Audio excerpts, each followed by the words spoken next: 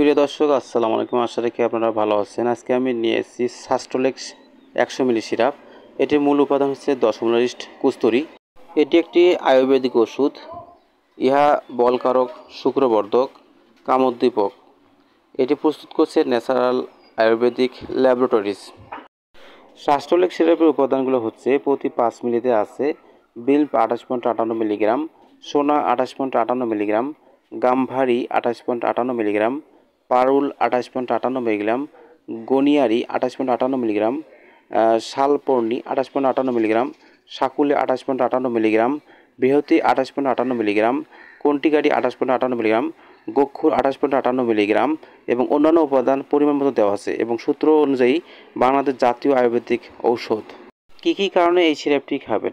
তো যাদের মেহরোগ আছে, যাদের ক্ষয় রোগ আছে এবং বাত ব্যথা আছে, যাদের যৌন কাজে দুর্বলতা, তারা এই সিরাপটি খেতে পারেন এবং মহিলারা যাদের ছুতিকা আছে তারাও এই সিরাপটি খেতে পারেন।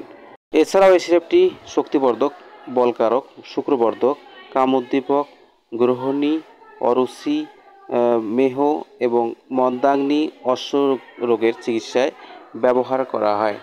সাস্টোলিক সিরাপটি খাওয়ার নিয়ম হচ্ছে 1 থেকে 2 চামচ খাওয়ার পর সেবন করবে অথবা ডাক্তারের পরামর্শ অনুযায়ী সেবন করবে।